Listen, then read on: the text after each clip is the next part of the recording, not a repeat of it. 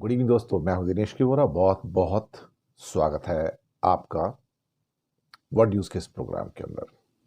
Channel आपका favourite daily news India 1.0। बात करेंगे आज दुबई एयर शो, जो दुनिया का सबसे बड़ा एयर शो होता है। वहां पर भारत का नया फाइटर एयरक्राफ्ट तेजस क्रैश हो गया, पायलट की मौत हो गई। बहुत दुखद है। आ, इस किस्म के एयर शोज के अंदर क्रैश होते हैं, और कोई भी एयर शो लकी होता है अगर वहां पे कोई क्रैश ना हो, तो कोई ना कोई एयरक्राफ्ट तो क्रैश हो ही जाता है वहां पर। इसके अलावा यूक्रेन के लिए एक पीस प्लान आया है। देखते हैं यूक्रेन उसको एक्सेप्ट करेगा या नहीं, और ये अमेरिका और रशिया के द्वारा मिलकर बनाया गया है। और जो ईस्टर्न डॉनबास का जो एरिया है वो तो रशिया के पास जाएगा, तो छोड़ने वाले तो है नहीं। 19% यूक्रेन इस समय रशिया के कब्जे में है, और यही अल्टीमेटली फैसला होगा कि भाई ये रशिया कब्जे में कर लेगा और बाकी यूक्रेन अब तुम संभालो। तीसरा यह कि चाइना ने एक फ्लोटिंग आइलैंड्स बना दिए हैं। अब फ्लोटिंग आइलैंड्स साहब, ये तो कमाल की चीज़ है, जो बड़े बड़े तूफानों का भी सामना कर सकते हैं। और उसमें बहुत सारे लोग रह भी सकते हैं, उसमें मकान भी बनाए गए हैं, और काफ़ी लंबा चौड़ा आइलैंड बनाया है। आइलैंड क्या, एक तैरता हुआ आइलैंड है, फ्लोटिंग आइलैंड है साहब ये। आज की रात ममदानी साहब की मुलाकात हो रही है वाइट हाउस के अंदर हमारे ट्रम्प साहब के साथ में। देखते हैं क्या होता है। और बांग्लादेश में एक भूकंप का तगड़ा झटका महसूस किया गया है, नरसिंहगढ़ी में आया है 5.7 का, और कुछ लोगों की मौत हुई है, काफ़ी लोग घायल हुए हैं इसके अंदर। जी हाँ, कुछ लोगों की मौत हुई है, बिल्डिंग्स में क्रैक आए हैं। तो आप सबका बहुत बहुत स्वागत है। नमस्कार, गुड इवनिंग, सत श्री अकाल और आदाब। आज बांग्लादेश के भूकंप की बात कर लेते हैं। पहले 28 साल के बाद बांग्लादेश में भूकंप का तगड़ा झटका आया 5.7 का। कुछ लोग कह रहे हैं कि 3 लोगों की मृत्यु हुई है और 100 से ज़्यादा घायल है, लेकिन हो सकता है कि शायद ये नंबर जो हैं चेंज हो गए हों। अ, खैर, अभी इसके बारे में क्या कहा जाए कि जब फाइनल होपफुली सब ठीक ठाक रहे वहीं पे, हमारी तो यही उम्मीद है। और इतने सालों के बाद जो भूकंप आया, तो अब बचाव और राहत का कार्य वहाँ पर हो रहा है। बिजली भी गुल हो गई है, और कई मकान टूटे हैं, कई घरों के छज्जे भी गिर गए हैं, रेलिंग्स टूट गई हैं। एक मिंटफोर्ड हॉस्पिटल के मुताबिक एक रेलिंग टूटने की वजह से 3 लोगों की वहाँ पर मौत हुई है। और रिक्टर स्केल पर इसकी जो इंटेंसिटी थी 5.7 थी। भूकंप का एपिसेंटर नरसिंहगढ़ी था, और इसका कुछ असर नॉर्थ बंगाल के भी कुछ इलाकों के अंदर भी देखा गया है। जमीन के नीचे करीब 10 किलोमीटर की गहराई पर यह भूकंप आया, और 5.7 इज क्वाइट क्वाइट बिग।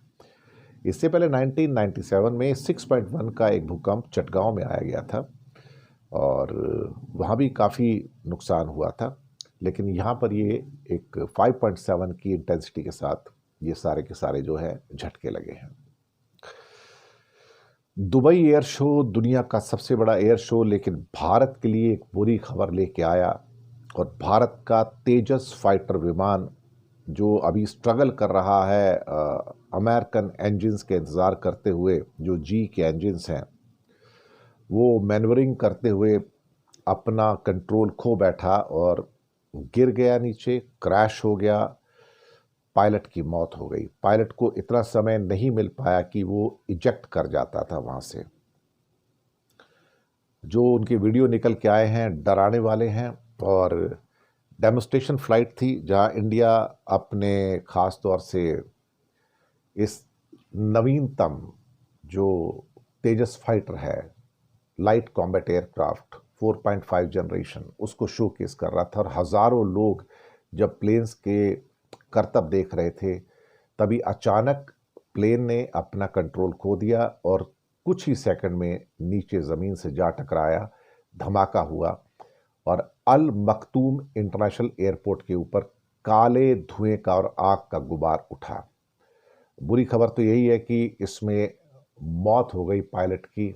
हमें भी बहुत दुख हुआ है। और एयर शो के अंदर जो सेफ्टी की प्रिकॉशंस हैं, उस पर भी सवाल उठ रहे हैं। हालांकि इमरजेंसी टीम तुरंत वहां पर पहुंच गई थी, लेकिन अल्टीमेटली पायलट को बचाया नहीं जा सका। अब इसमें कल एक कुछ फोटोग्राफ्स भी आ रहे थे किसी एक एयरक्राफ्ट के, लेकिन बाद में प्रेस इंफॉर्मेशन ब्यूरो ने उसको फैक्ट चेक के अंदर बताया था, जो कि कुछ लीकेज के बारे में बात हो रही थी। अब पता नहीं अब सच क्या है, लेकिन अभी आज जो हुआ वो वास्तव में दुखद, और दोपहर को 2:10 में दुबई टाइम के हिसाब से ये हादसा हुआ। और इंडियन एयरफोर्स ने भी इसके ऊपर अपना शोक व्यक्त किया है कि वो पायलट के परिवार के साथ पूरी तरह से खड़े हैं। ये काफ़ी दुखद है। इसके अलावा दुबई का जो मीडिया ऑफिस है, उन्होंने भी इसके बारे में अपना ट्वीट किया कि a Tejas fighter aircraft from India participating in today's flying display at the Dubai Air Show has crashed, resulting in the tragic death of pilot. Firefighting and emergency teams responded rapidly to the incident and are currently managing the situation on the site.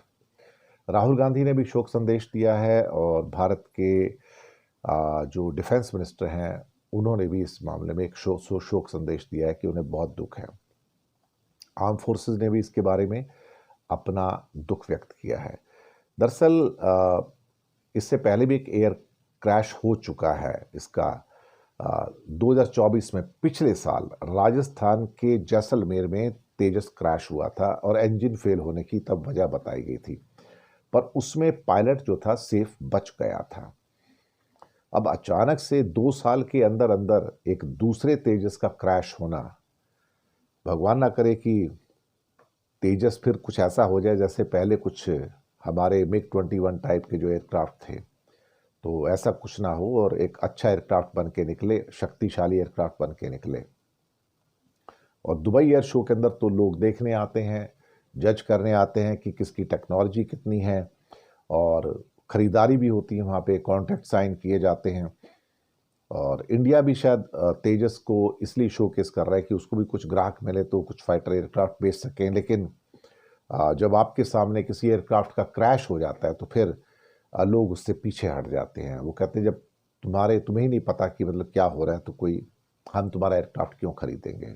तो 4.5 generation का है, और तेजस को अभी अपने आप को prove करना बाकी है। और वैसे भी अभी जब ऑपरेशन सिंदूर हुआ था तो उसमें तेजस को नहीं उतारा गया था, मैं आपको पहले बता दूं। चलिए, अब जो भी है, इसके अलावा अब एक यूक्रेन का एक पीस प्लान आया है जो कि अमेरिका और रशिया ने मिलकर तैयार किया है, और इसमें जो सारी शर्तें जो रशिया ने लिखी थी वो उसमें डाली गई हैं। एक 28 पॉइंट का पीस फ्रेमवर्क लाया गया है। इसे ट्रम्प प्लान भी कहा जा रहा है, और कई शर्तें ऐसी हैं जो रूस लंबे टाइम से उसे मानता आ रहा है। अब यूक्रेन के ऊपर काफ़ी कंडीशनैलिटीज़ हैं, नेटो से भी दूरी है, उसको कई और जो इस किस्म की शर्तें हैं जो यूक्रेन को थोड़ा इंसर्ट भी करती हैं। और इसमें सबसे महत्वपूर्ण जो मुद्दे हैं कि नेटो का जो एक्सपेंशन है वो रुकेगा, यूक्रेन को नेटो का मेंबरशिप नहीं मिलेगा, यूक्रेन रशिया बॉर्डर के पास जो वेस्टर्न हथियार हैं उनकी तैनाती नहीं होगी, और नेटो की जो संरचना है 1997 की स्थिति पर वापस लाना होगा। अब यहाँ पर डोनबास और क्राइमिया तो ऑलरेडी रशिया के पास है और वो उनको छोड़ेगा नहीं, तो कुल मिला के ये सारे इलाके रशिया के पास चले जाएंगे। डोनबास जो है डीमिलिटराइज जोन बनाया जाएगा, जिसके अंदर डोनबास के अंदर लुहांस्क हैं, दोनेत्स्क हैं, ज़ैपोरिज़िया हैं, ये वहाँ पर रहेंगे। यूक्रेन की सेना में कटौती होगी और 60% तक कटौती की जाएगी। ज़्यादा से ज़्यादा सेना उनकी 6 लाख की होगी। नेटो पर रोक लगेगी, और यूक्रेन जो नॉन नेटो स्टेट बनेगा, और वेस्टर्न कंट्री के जो सैनिक हैं वो दरअसल यूक्रेन की धरती पर नहीं आएंगे।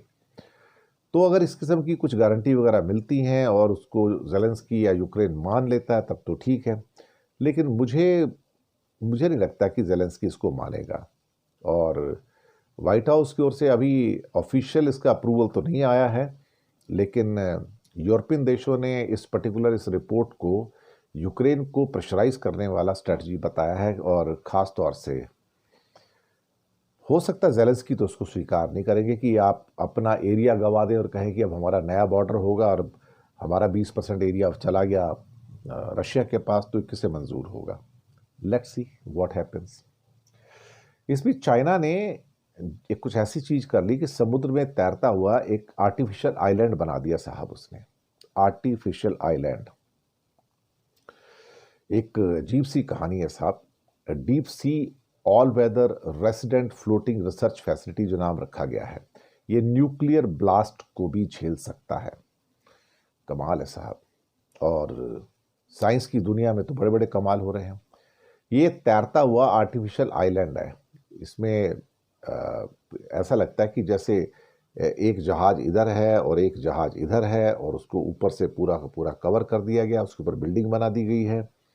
अब मेरे पास अभी फोटोग्राफ तो नहीं है, लेकिन मैंने देखे हैं उसके फोटोग्राफ। तो ये एक पूरा का पूरा लैंड सा ही बन गया है, और ये समुद्र की जो लेवल है उससे 45 मीटर ऊपर है साहब।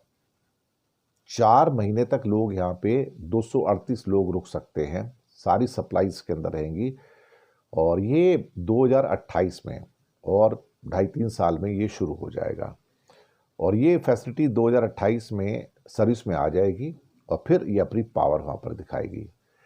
शंघाई की जियोटोंग यूनिवर्सिटी में जो एक्सपर्ट्स हैं, उनका कहना है कि ये जो आइलैंड है, जो फ्लोटिंग आइलैंड है, जिसमें कंपार्टमेंट्स भी हैं, इमरजेंसी पावर है, कम्युनिकेशन है, नेविगेशन है, न्यूक्लियर ब्लास्ट से सेफ्टी है, ये ऑल वेदर समुद्र के अंदर साहब ये जा सकता है, उसको कुछ नहीं होता, ये अनसिंकेबल। अब ये तो कुछ टाइटैनिक को भी ऐसा कहा जाता था कि भाई वो कभी डूब नहीं सकता, लेकिन डूब गया। तो समुद्र में तैरता हुआ इसको मोबाइल आइलैंड कहा जा रहा है, फ्लोटिंग आइलैंड कहा जा रहा है। लंबाई चौड़ाई बहुत बड़ी है साहब इसकी, और ये 138 मीटर लंबा है, 85 मीटर चौड़ा है साहब। 138 मीटर लंबा, ये तो फुटबॉल के मैदान से भी लंबा हो गया। और 85 मीटर चौड़ा, यानी कि जो फुटबॉल का मैदान होता है ना, ये उससे भी बड़ा हो गया करीब करीब। तो इतना बड़ा आइलैंड साहब धरती पे तैरते हो आप समुद्र में मिलेगा। और जो मेन डेक है इसका, वो पानी की जो सतह है उससे 45 मीटर ऊपर होगा साहब, 45। और कोई भी किसी भी किस्म की कोई बड़ी लहरें आएंगी, ये उसको आराम से अपने आप को बचा सकता है। और कैटेगरी 17, जी हाँ, कैटेगरी 17 के टाइफून से भी ये बच जाएगा। जी हाँ, कमाल की बात है। और ये इसे एक सी स्टेट होती है 7, सी स्टेट 7, सी स्टेट 7 में 6 से 9 मीटर ऊंची लहरें आती हैं, यानी कि 30 फुट ऊंची लहरें भी आ सकती हैं। तो ये उसको भी डील कर लेगा आराम से, और कैटेगरी 17 के टाइफून से भी ये आराम से बच जाएगा। अब ये तो साहब क्या कहा जाए, ये तो चलता फिरता क्या कहा जाए, इसको मैं क्या नाम दूं? फ्लोटिंग आइलैंड ही है, और क्या है। चलिए, अच्छी बात है साहब, चाइना नए नए चमत्कार कर रहा है। इसके अलावा आज व्हाइट हाउस के अंदर ममदानी साहब की एक हिस्टोरिक मुलाकात होने जा रही है। और वो हिस्टोरिक मुलाकात होने जा रही है साहब ट्रंप साहब के साथ। और दोनों के बीच में तल्खियां तो काफ़ी थी, वो तो आपको पता ही है। और उम्मीद है कि अब मुलाकात होगी तो दोनों कम से कम हंसते मुस्कुराते हुए एटलीस्ट आपस में हाथ हाथ मिलाएंगे, और जो जो तल्खियाँ हैं उसको थोड़ी सी उसके अंदर कमी होगी तो ज़्यादा अच्छा है। एक किस्म से कहा जाए तो ऐसा कुछ हो रहा है पिछले कई हफ्तों से कि जहाँ पर ट्रंप साहब की कई लोगों के साथ जो है वो क्या कहते हैं कि काफ़ी तल्खी हो जाती है। जैसे कि हमने बताया था, कल भी बताया था कि इवन मस्क साहब भी सुनने में आया कि ट्रंप के फोल्ड में वापस आ गए हैं, और दोनों की जो क्या कहते हैं कि दुश्मनी थी, अब वो दुश्मनी एक किस्म से कहा जाए तो ख़त्म हो गई है। तो मुझे लगता है कि ये एक काफ़ी अच्छी बात है, और जो भी हो रहा है अच्छा ही हो रहा है। ट्रंप साहब ने सॉरी, ट्रंप साहब ने एप्स्टीन फाइल्स, इसके ऊपर भी मस्क के साथ लफड़ा हुआ था, एप्स्टीन फाइल्स को फुल्ली रिलीज करने का फैसला किया है। अब ये एप्स्टीन फाइल के अंदर तो ट्रंप का खुद का भी नाम आता है, जिसमें बताया गया था कि वहाँ पर एक अंडर एज जो लड़कियाँ होती हैं उनके सेक्सुअल एक्सप्लॉयटेशन के ऊपर ये सारी की सारी चीज़ें हैं। और कहीं ना कहीं अब जब ये फैसला लिया गया है कि भाई उसको छोड़ दिया जाएगा, तो मुझे लगता है कि ये एक अच्छी शुरुआत होगी, कम से कम यही कह सकते हैं। आएगा तो सच भी सामने आ जाएगा कि एप्स्टीन फाइल के अंदर क्या सच है। नेपाल में सिचुएशन काफ़ी इम्प्रूव होती नज़र आ रही है, और जहाँ पे टाउन के कुछ हिस्सों में कर्फ्यू लगाया गया था जेनजी के फिर से सड़कों पे आने से, हालांकि इस बार कोई ऐसा नुकसान वगैरह तो नहीं हुआ, लेकिन हाँ शायद सुशीला कार्की से उनके जो सो कॉल्ड आशाएं थी वो पूरी होती नज़र नहीं आ रही हैं। और इस बीच में इजराइल ने फिर से बड़ा अटैक किया गज़ा के ऊपर। 33 से ज़्यादा लोग, 33 से ज़्यादा लोग उन्होंने मार दिए वहाँ पर। तो इजराइल तो साहब अब रुकने का नाम ही नहीं ले रहा है, क्या कहा जाए। अल्टीमेटली हमास अब क्या फैसला करेगा उस पर डिपेंड करता है कि इजराइल और कितना उसके ऊपर अटैक करेगा। तो इसी के साथ आपसे आज्ञा लेते हैं, शुक्रिया अदा करेंगे कि आप आए और चैनल को सब्सक्राइब कीजिएगा। हो सके तो छोटी छोटी आर्थिक मदद कर सकते हैं, नीचे यूपीआई नंबर और बैंक अकाउंट नंबर दोनों दिए हैं। किसी को चुनकर छोटी सी मदद करेंगे तो अच्छी जर्नलिज्म को बचाने में आप हमारे सहयोगी भी बनेंगे। बहुत बहुत शुक्रिया आप सबका। मिलते हैं अगले अंक में, तब तक के लिए हंसते रहिए, मुस्कुराते रहिए, खुश रहिएगा। Good night.